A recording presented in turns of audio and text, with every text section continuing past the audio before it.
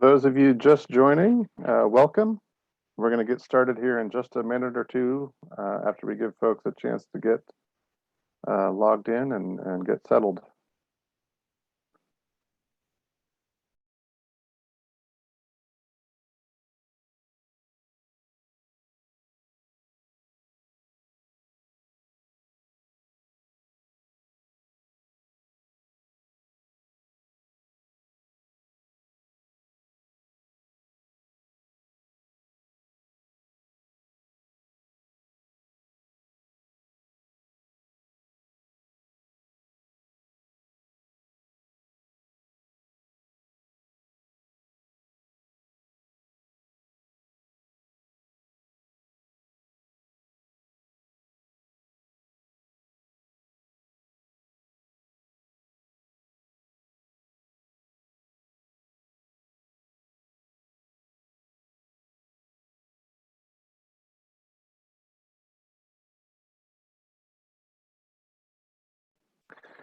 All right, folks. Well, we're going to get started here.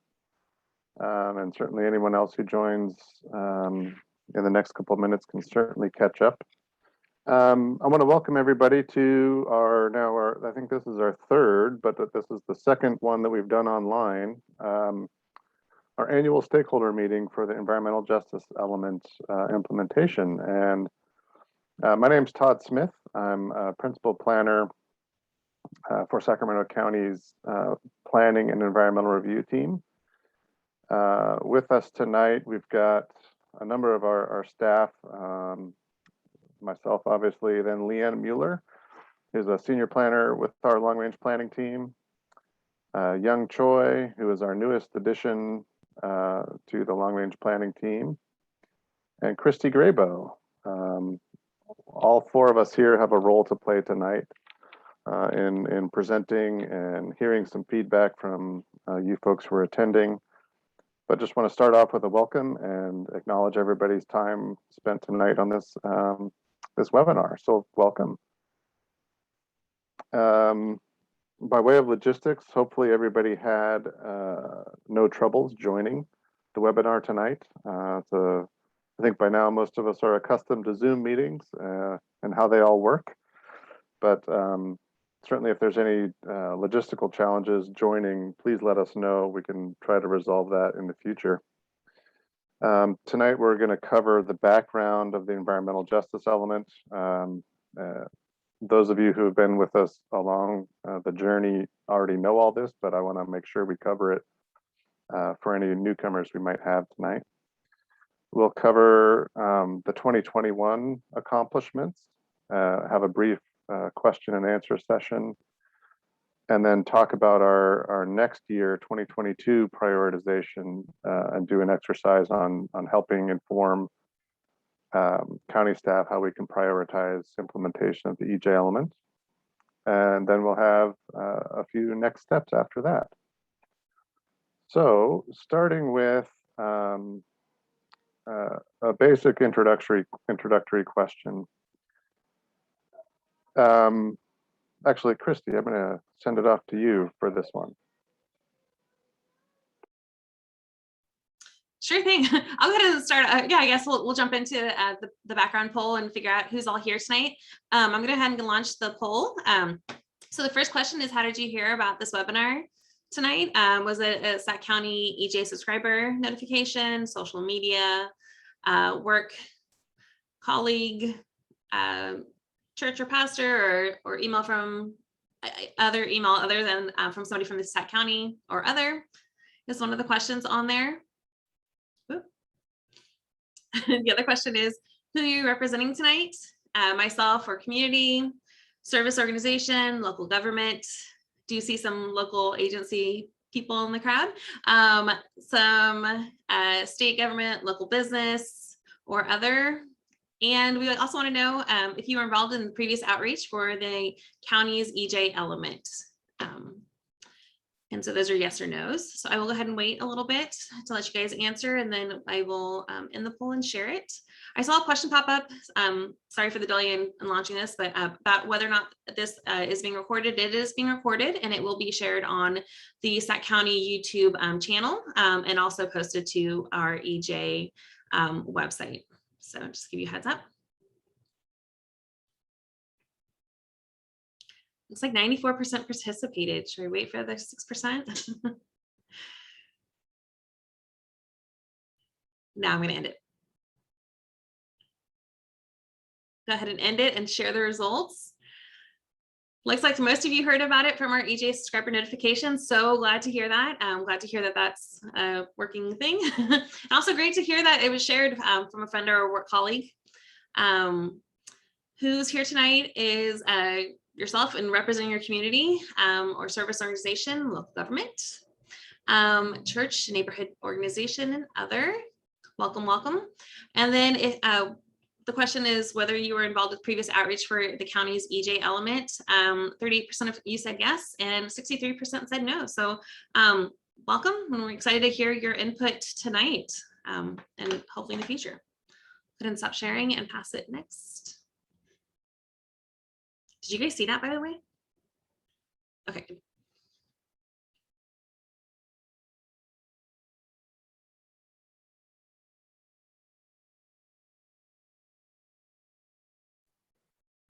All right, and I'll be just going through quickly about the background of our environmental justice element. So the purpose of the environmental justice element is to address the public health risk and environmental justice concerns of those living in disadvantaged communities, many of which are a result of geographic or procedural inequity. So our phase 1 was first adopted in May of 2018.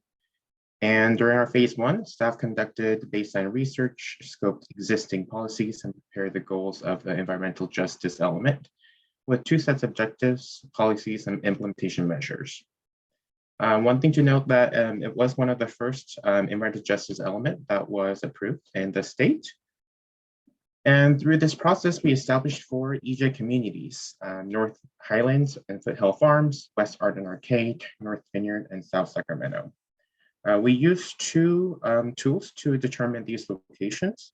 First information we used was from Cal EPA, the Cal Environment Screen, to take account of the socioeconomic and environmental characteristics and underlying health status of these communities.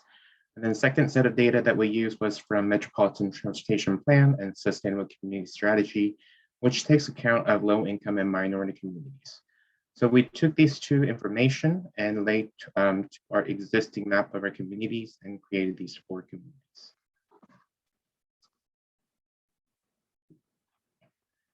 So the phase 2 was adopted in December of 2019.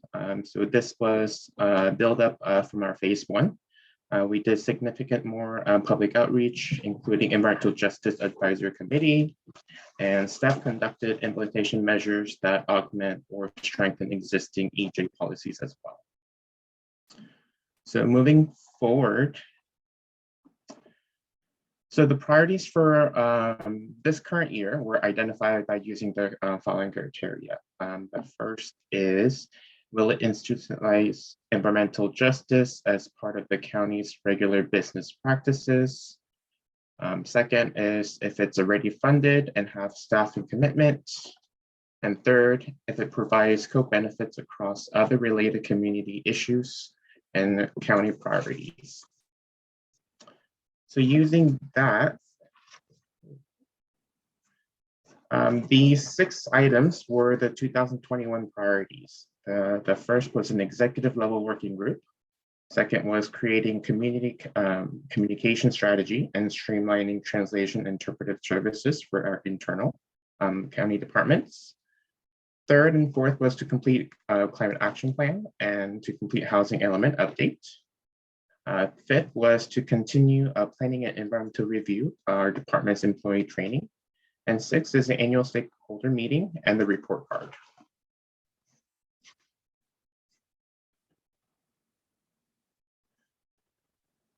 So we're here to kind of report back to you of how we did this year. So the first was the executive level working group. So This group has continued to work to review comments from the stakeholder meeting and survey and to elevate environmental justice within the county's operating departments and its decision-making and budgeting. So the executive level working group has met in March, and we hope that we will continue to work with them to provide more EJ principles along in our decision-making and budgeting. And the second thing that was requested was the community communication strategy and translation services. So our division and our department, we have a new public information officer that will work with us, with our department to create the countywide community communication strategy. So our department will continue to work on these. And in addition to that, the translation and interpreter services, our department has renewed our on-call contract with our multiple translation interpretive services so that any staff in our department could easily using our existing contract to get translation interpretive services a lot more streamlined than before. Continuing on, our climate action plan was presented to the Planning Commission on October 25th. Our team is continuing to work on this item to present to the Board of Supervisors. And the housing element update was adopted unanimously by the Board of Supervisors in July, and we are working with the state to get it certified.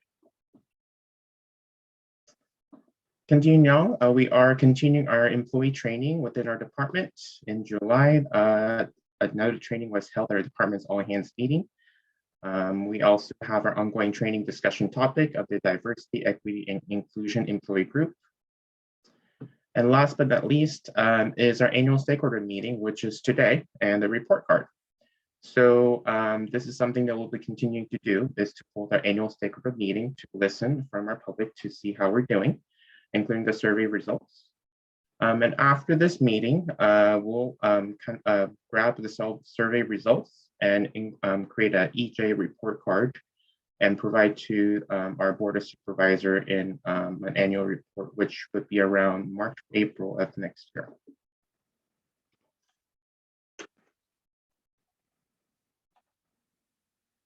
We also have some of the other 2021 accomplishments that we've made in our department. So environmental justice information was continued to be shared with our Emergency Operations Center for equitable COVID-19 tests and vaccine locations. Our EJ subscription list, which a lot of you got the email of, we've been using this information to help with our other great projects, such as additional grant opportunities, active transition plan, and updates and information about climate action plan and re-envision West Arden. Translation and interpretive services were offered for both Housing Element Update and Re-envision West Arden Arcade project outreach. Our staff had written a grant letter support for Air Pollution Monitoring Network in our EJ Environmental Justice communities. This grant was being sought by a public health department from the Department of Justice. Another project of ours, which will greatly increase mobility in a West Arden Arcade, which is Re-envision West Arden Arcade project. This project will be presented to the Board of Supervisors in February of 2022. A few more continuing items. Sacramento Food Policy Council and Health Services are continuing to conduct the food systems assessment. So this baseline information will inform the preparation of our food action plan, which is one of the big elements of the environmental justice element. Last but not least, our Board of Supervisors also established the Sacramento County Behavioral Health Youth Advisory Board to promote the engagement of youth developing programs that affect the behavioral health and well-being of youth in Sacramento County. So I'm going to pass this off to Todd. All right, thanks, Young, for the overview and all the accomplishments in 2021. I want to highlight a couple of areas for ongoing improvement. Obviously, we can't have a 100% success all the time. So we have highlighted internally the need to continue with the executive level working group to inform the executive level staff, to elevate the importance of the working group and environmental justice topics throughout the county, not just those of us who are intimately familiar with it in our everyday work. And this, as an example of that, we need to put the environmental justice lens on a number of ongoing activities throughout the county, like the active transportation plan, like the American Rescue Plan Act implementation. Those sorts of things is what I'm talking about. And then we also need to highlight the ongoing need to budget for and fund EJ supportive outreach measures. And those could be stipends for smaller working groups. Those could be multilingual technology support, interpretive and translation services, and other inclusive methods that would really reach potentially linguistically isolated residents of Sacramento County. And then employee training is an ongoing topic that can always be improved. It's not just limited to our department, but it's communicating the rationale for some of the environmental justice policies that we have to other departments as they implement various projects and programs. So those two things or main groups of things are areas for improvement that we see at this time anyway. Next slide, please. And so we want to take a pause right now and see if there's any questions that that we can respond to. And for this exercise, please use the Q&A feature at the bottom of your Zoom screen, and we'll be available to respond to those questions.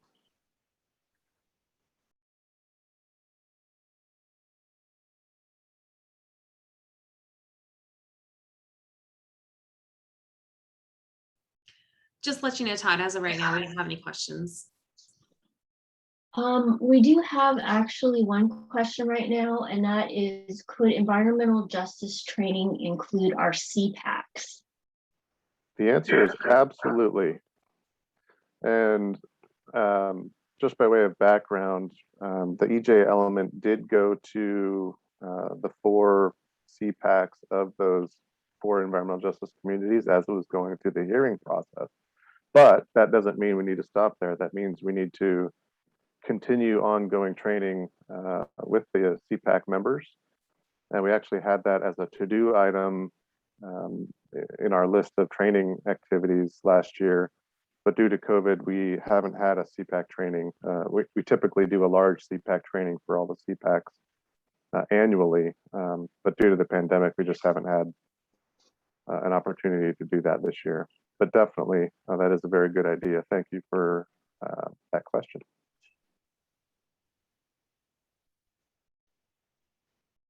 We now have another question, which would the budgeting process include not only supportive services, but also implementation of the measures? So that is our next question. Yes. So the intent in using not only this annual workshop, but feedback we get from the community would include not just those supportive services, but implementation of the measures. And what is that? And I'm going to tie that question or that answer into the next question we have in the chat, which is, can you speak to specific programs that we might expect to see? So an example of what EJ looks like on the ground in individual communities is, I'm going to use the active transportation plan as an example. So our county Department of Transportation is working on this, it's called active transportation. It blends the bicycle master plan and the pedestrian master plan into a single comprehensive document that looks for locations in Sacramento County to improve the bicycle and pedestrian network. So if we are, for example, going after grant funding to improve or connect sidewalks in a community, for example, or add a bicycle trail, an off-street bicycle trail in a certain community, we know based on all the data that we gathered during the environmental justice element development that there are those gaps. in certain communities, and we can prioritize investments in those communities by going after grants to fill those gaps, to actually construct sidewalks to make it safer for people walking, rolling, and otherwise getting around in their communities. That's one example. Another example might be one of the measures in our draft climate action plan, which is increasing tree canopy in disadvantaged communities. So that would be working with the Sacramento Tree Foundation and their Neighborhoods program as one example to increase the tree canopy where it is lacking in those communities.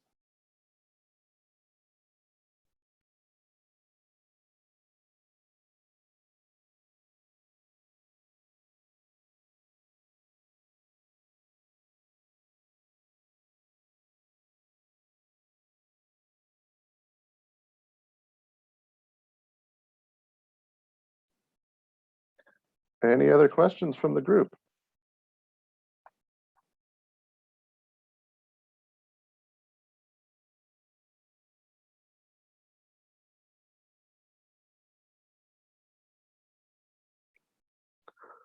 Well, seeing none for now, I'm going to move on, but that doesn't mean you can't answer or ask questions as we proceed. So if you think of something, feel free to put it in the Q&A.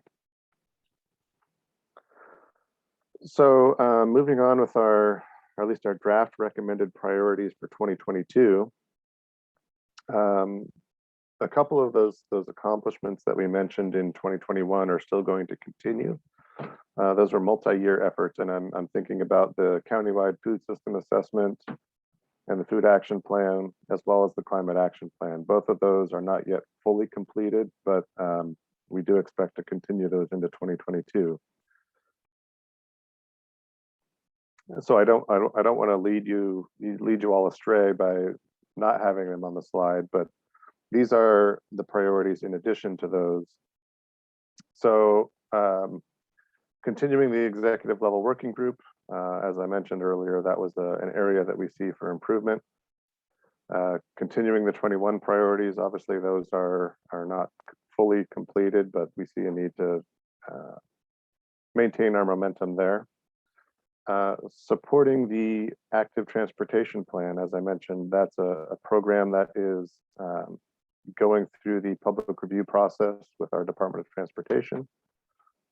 We would be supportive of all the prioritization efforts in that plan to invest in additional alternative modes and their associated facilities in environmental justice communities.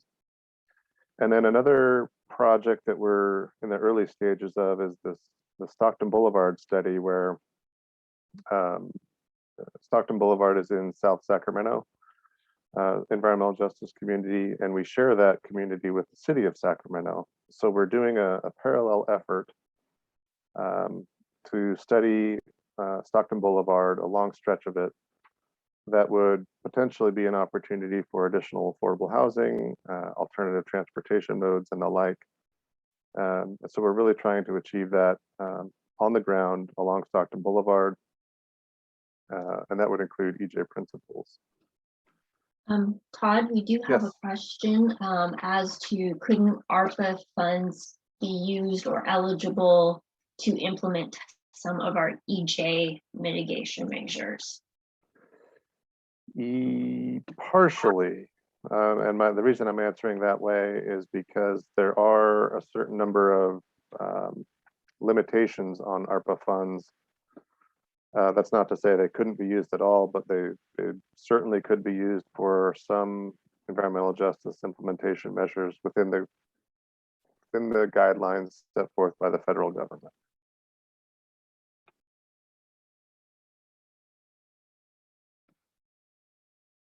And then the last bullet on this slide is completing a countywide rezone program, and that is an outcome of the housing element that was mentioned on one of the previous slides, where we've identified the need to rezone a number of properties in various locations throughout the county to provide sites for affordable housing.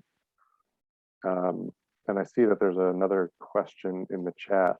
So the question is, how would an EJ element influence building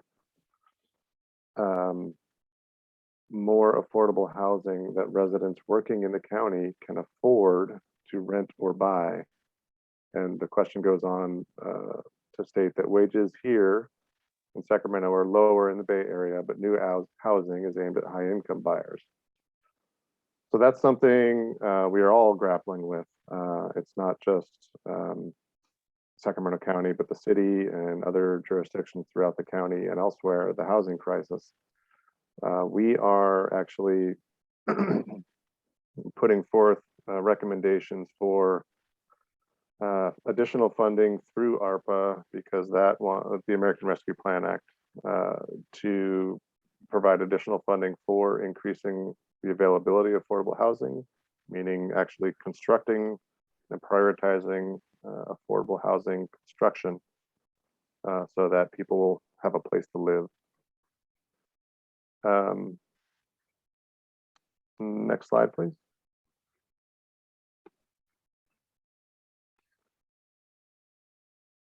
So briefly, I want to cover some of the topics that are found in the environmental justice element, so everyone has a kind of a background of the prioritization discussion that we'll get to.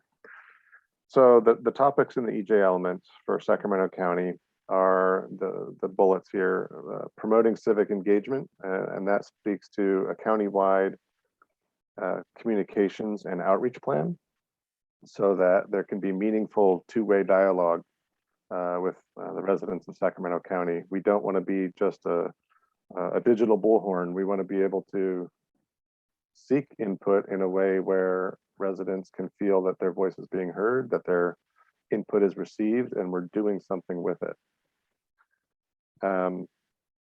Crime prevention.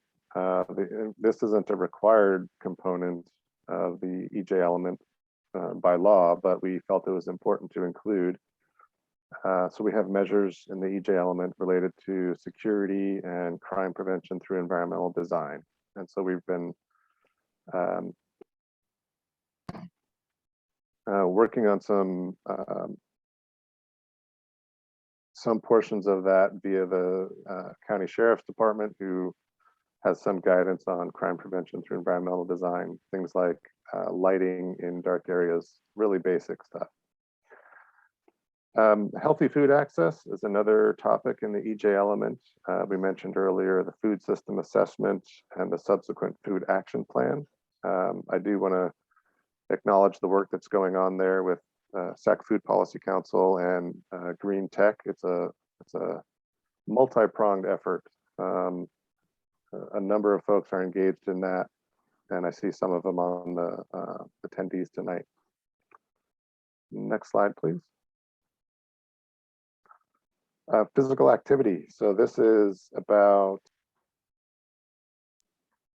increasing the amount of physical activity,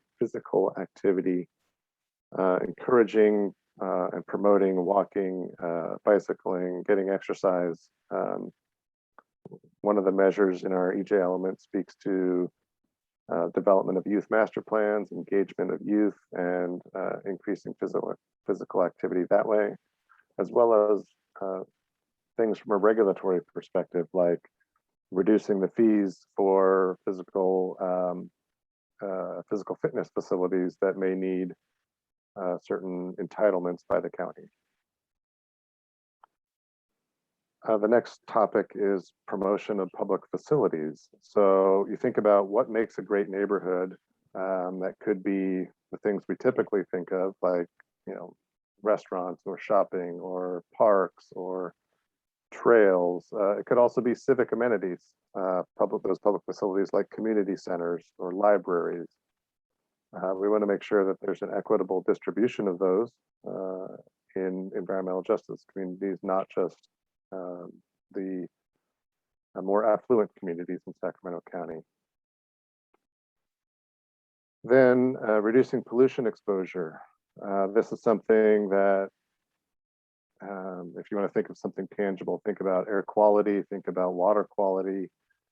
I know Sacramento Metropolitan Air District is doing a lot of work in the South Sac neighborhood or community on air quality monitoring. So that's an example of implementing an environmental justice measure in a specific community where there's a known air quality issue. They use the air quality monitoring data to make changes with respect to reducing emissions in that community. Another example is surveying environmental justice neighborhoods for suitable tree planting sites. So one way that we might be able to get some feedback is if you happen to live in one of those communities, if you want to let us know where can we prioritize a tree planting effort, we'd love to get in touch with the Tree Foundation and make connections in the community so that we have a willing site, a willing owner on a site where we can actually go and put some trees in the ground to benefit a community. Then safe and sanitary homes is another topic in the element. This is something that kind of builds on something that the county already does through the rental housing inspection program, but it also speaks to one of the questions in the chat or the question and answer function earlier about affordable housing. And so we have a measure in the housing element of the general plan or program, excuse me, that speaks to evaluating the current affordable housing ordinance to see whether it's really effectively achieving the construction of affordable housing and revising it as necessary based on that evaluation. Next slide, please.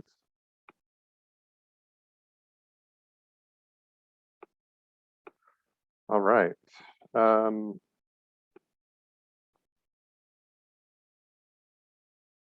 going to pause there for a second because I see there's a question in the chat. And before I go on to the prioritization, I want to make sure that question can be answered.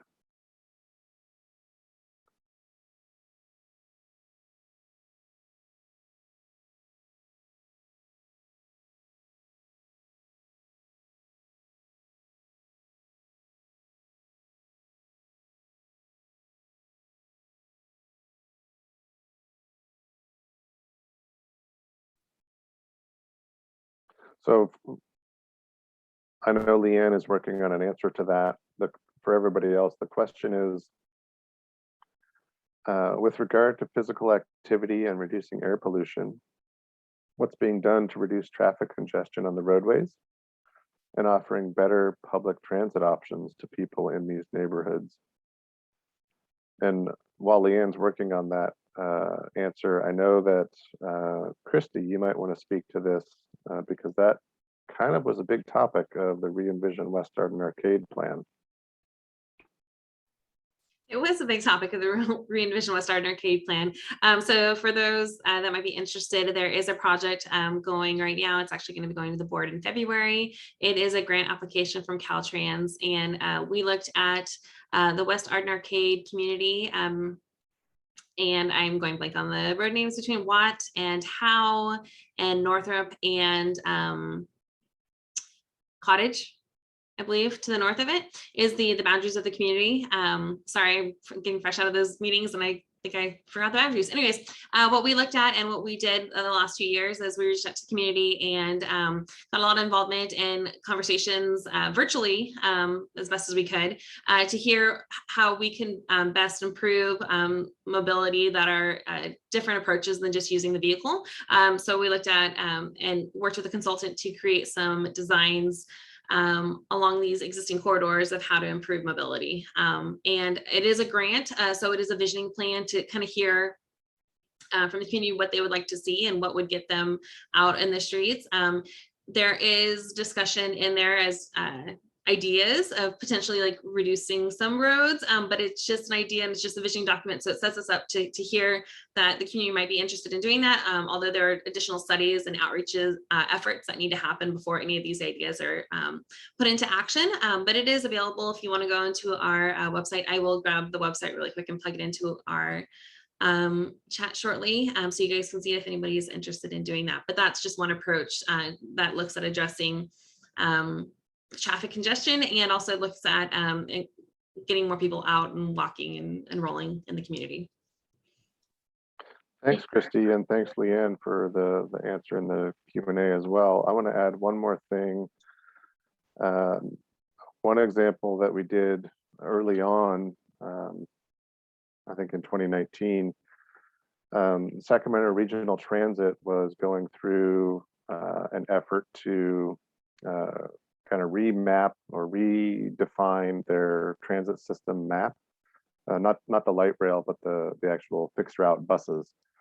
And so they were also at the time trying to start out some pilot programs for short range or on-demand transit services. And so we had written a letter of support to SAC-RT to encourage them to try some of those pilot programs in environmental justice communities where we knew, based on all the research that had been done, where we knew that those communities were not served well by transit. That's another example where we can work across different agencies. Obviously, Sacramento County is one component or has some representation on the Sacramento Regional Transit Board, but we're not the only ones who have a say in that matter. But that's another example of how we can work together to try to improve the bigger system. So with that in mind, this is a prioritization poll. We want to hear from you. Which of those topics that we just went over is most important to you? And second, which element is least important to you? And then third, choose your top 3 implementation priorities. And so I think Christy's got the poll open for a bit, and you don't need to worry about remembering what I said because it's all right there in the poll.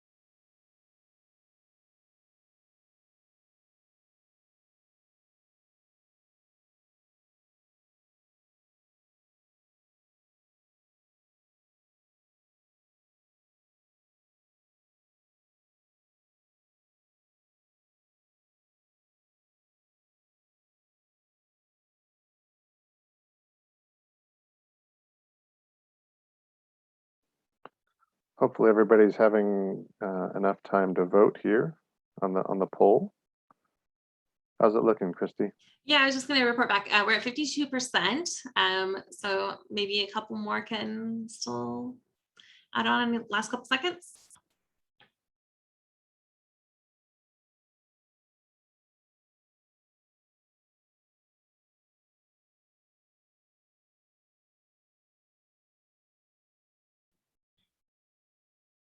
Awesome, we're at 80%. So we go. Any more? Okay,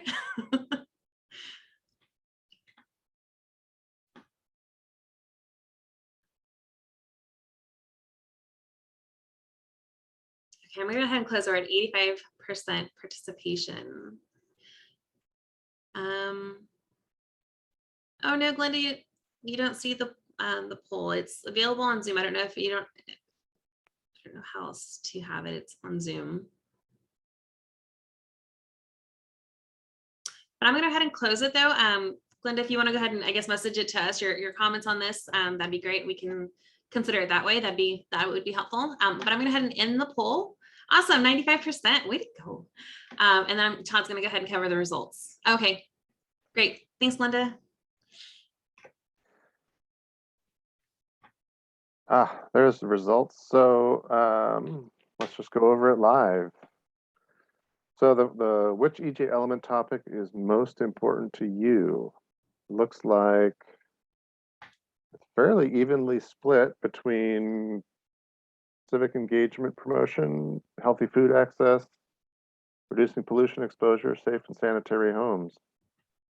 Promoting public facilities, there was 5% there, but all the others were fairly evenly split, 25 and 20%. Least important to you, the next question. That kind of tracks with the previous, where promoting public facilities was low on the highest importance. It is high on the least importance. All right. Civic engagement was another one that was least important. So kind of the same results as number one there. Some thought it was high, some thought it was low. Crime prevention, least important, 25%. I see somebody's in the chat, only seeing page one. I'm going to see if I can scroll down. Is that better for folks? All right, good.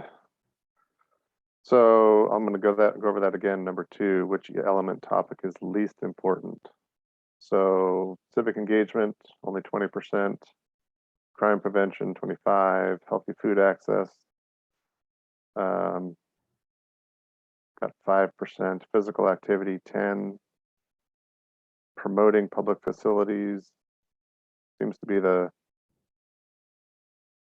I don't want to say the winner, but the one that achieved the most percentage here. Highest percentage of least important. And then safe and sanitary homes was another one there with about 10%.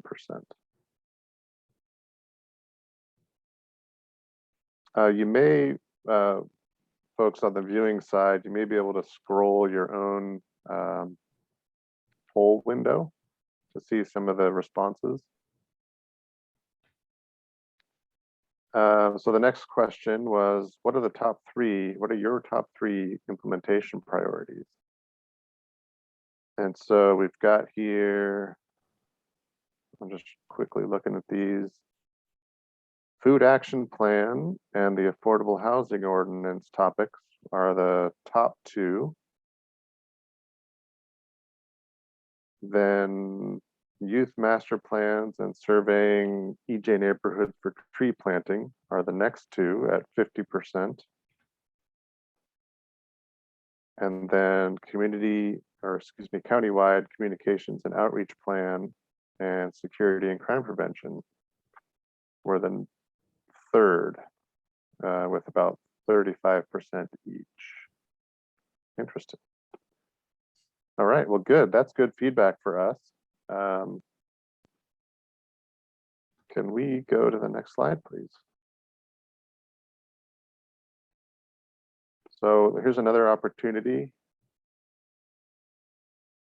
For question and answer, sorry, to get any additional questions that you might have thought of along the way.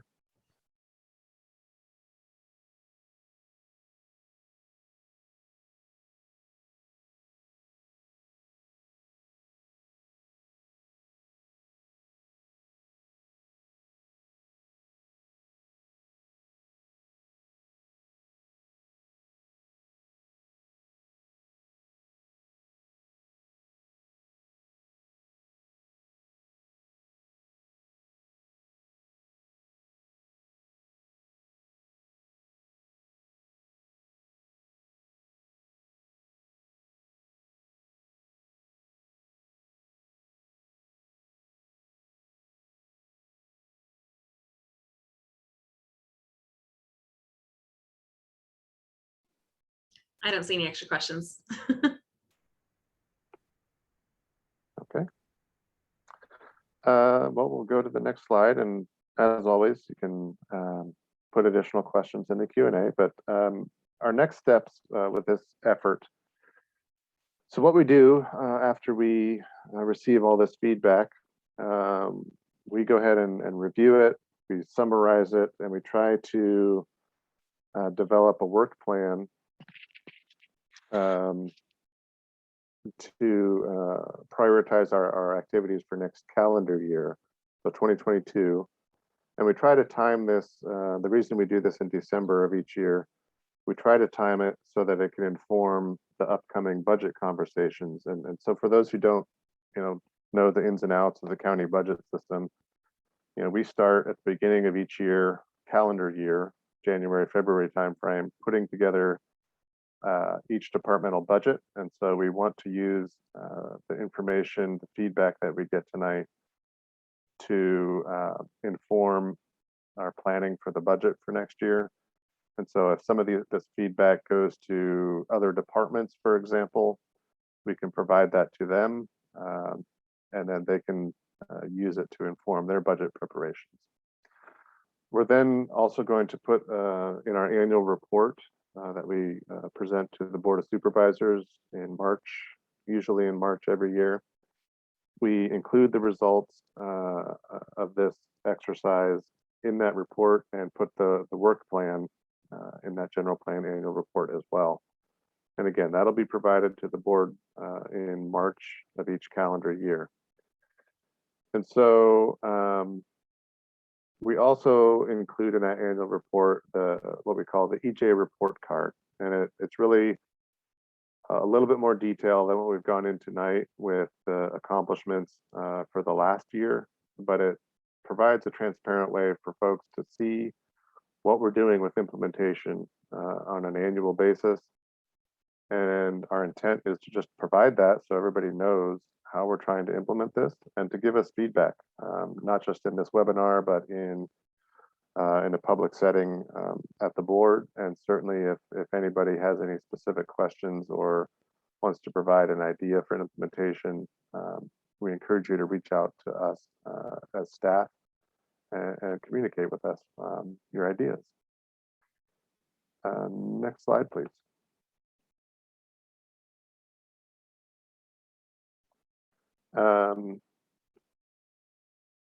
So those of you who reached us via the subscription list, this is not new for you, but those of you who found out about this webinar through other means, we want to encourage you to subscribe to the environmental justice topic. It's a Gov delivery system where you just submit an email address, and when there's things going on that we need either input or we want to make you aware of other activities in the county related to environmental justice, you can simply subscribe to that, and we will use that email list to let folks know what's going on, how they can be engaged, how they can be involved, and support what's going on.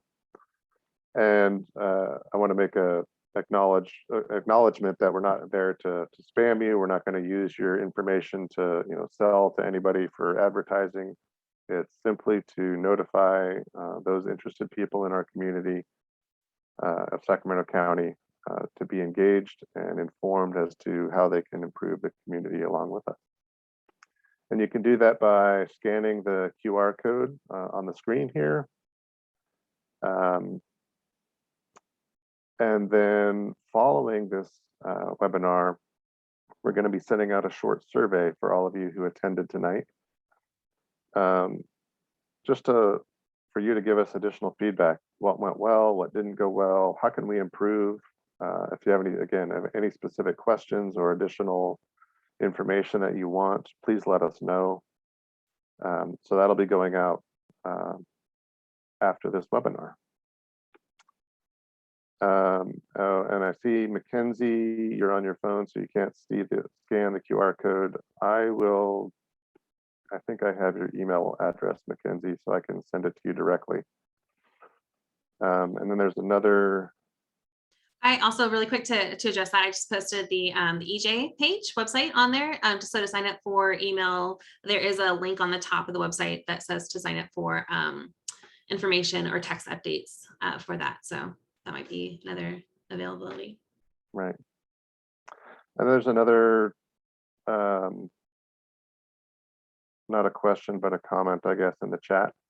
And then if it's all right with this person, I want to share it because it's something we share the concern that was raised. And so for everybody on the webinar,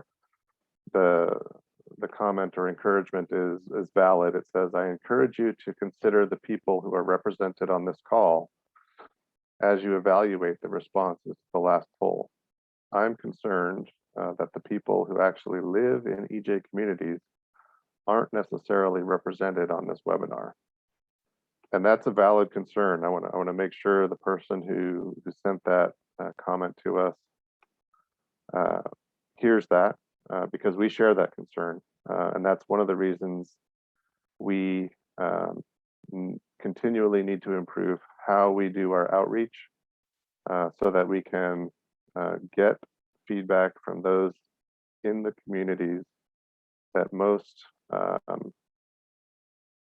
that could most benefit, that could most use the support, that could most provide the input that we need to do a better job as a government. So thank you for that feedback. I see a couple of additional questions coming in. I'm going to pause and take a drink while I read them. A drink of water, that is. I would say that we have one comment and we'll answer it live about getting a Trader Joe's or farmer's market in Rosemont or Rancho Cordova, and a specific comment about the Rosemont Plaza. To some extent, I would say my thought is always that maybe to reach out to our economic development group, because they are always working to incentivize development in certain parts of the county and make sure that we don't have underutilized commercial and also to some extent residential spaces. So there's that. And then I think the other one was, how might the high lead in children in West Arden Arcade be addressed through the planned implementation measures, fit safe and sanitary homes if lead pipes are a factor, and reduce pollution elements, but they can't see how the existing plans would address this EJ issue.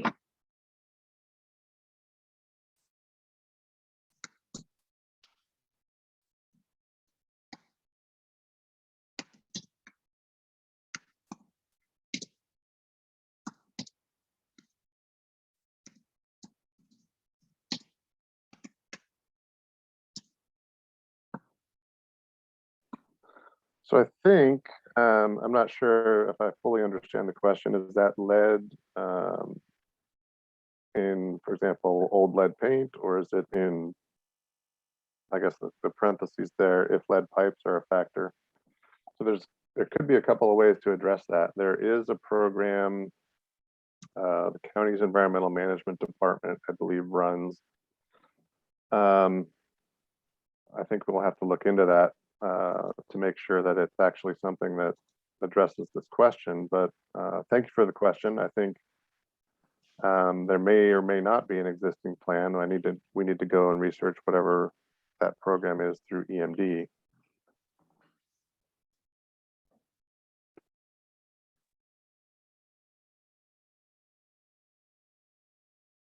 It may also be in the county's Department of Public Health as well.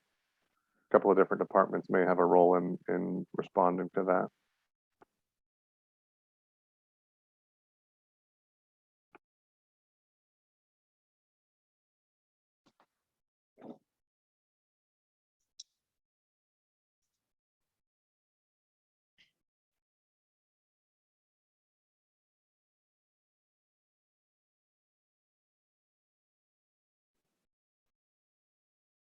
I see a raised hand in the on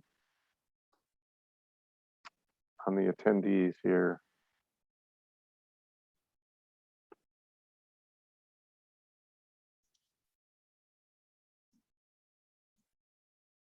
Brenda, it looks like you have a question.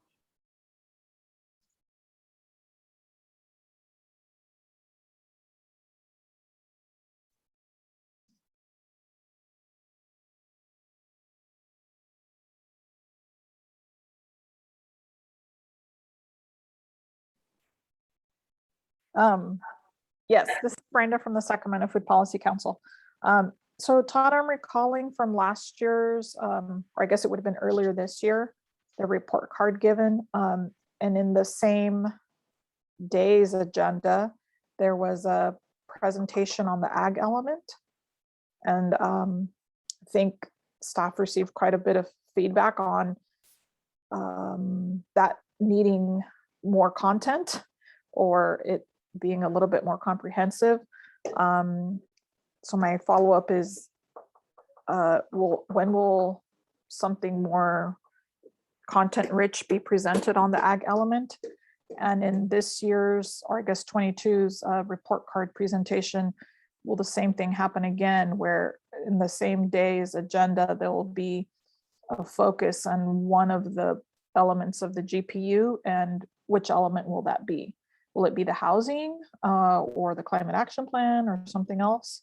Because I know there's usually like a concentration of a big report on one big part of the GPU. And I just want to know what's going to be presented in March, without having the actual details. But Thanks. That's a complicated question, so I can understand how it could be difficult to put into the Q&A. So for everybody else on the webinar to understand the context here, what we mentioned about the EJ report card being part of our general plan annual report, that's something that we do every year in March. For the last probably 4 years, we've been going through each of the general plan elements, not just the environmental justice element, but the other ones. So the land use element, the circulation element, the safety element, the ag element, and reporting each year on the implementation measures of those elements. And so what we do in that effort is provide the status of implementation of all those measures, which departments have a role in that and their activities across the county, not just in our office. But last year, there was a number of questions related to the agricultural element, which was reported on last year. So we are just now in the process of beginning our annual report preparation. This year, we will be reporting on the circulation element. But I think you're right, Brenda. I think we do need to respond to that question about additional details on the ag element. That's something that we do when we prepare the annual report on an annual basis. and then a further follow-up, and then I promise I won't ask any more questions. How, if staff's going to be able to provide the content that the Board of Supervisors was seeking last year in the ag element this go around, how will, in your presentation, I forget which slide it was, how will the rezone, if or how will it affect anything within the ag element? Oh yeah, I see what you're. Do you want me to take that, So Todd? since then there might be more to add to it. I just remember it being a topic of quite a comprehensive discussion, and it flowed over into other agenda items of when that report was given. So I'm just elevating. That's still a hanging chad. Yeah.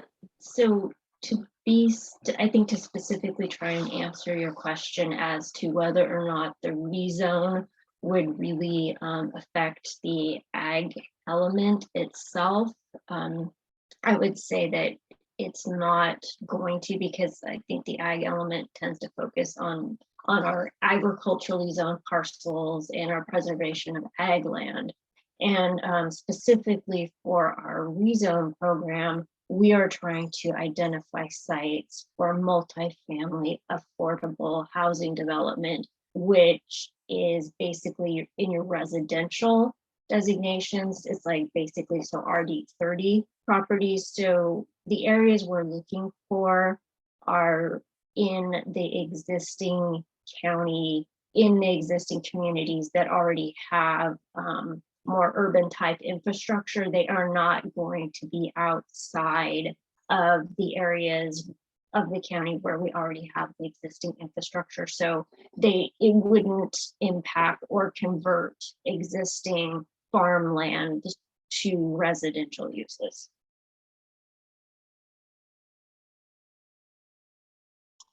If that kind of gets to the answer to your question. Yeah, to the second part of the question. I'm looking forward, and I will follow up by email. Thank you for tonight's presentation.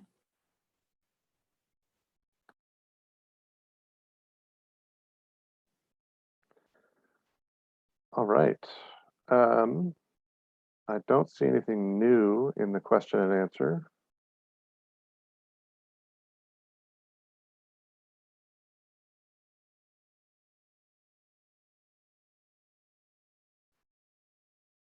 I'll just give it a minute more, and if anybody has anything else, feel free to either put it in the question and answer or send us an email after the fact via that survey.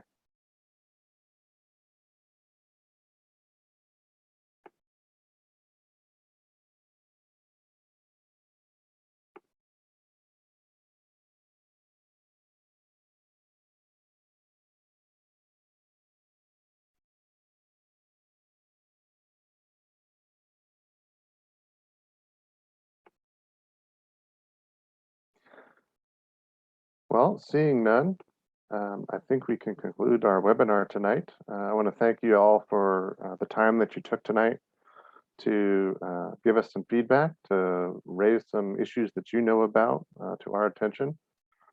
And again, look forward to that survey coming after the webinar, most likely tomorrow, since most of us are. No, it actually pops up after I close this. Oh, Yeah. So don't go anywhere. Just answer a couple questions after this. all right. Please respond. You guys are the tech wizards. See, this is what I get, everybody. These guys behind the scenes running the show for me. They do a great job. Thanks again for everybody's input tonight. We look forward to hearing more from you.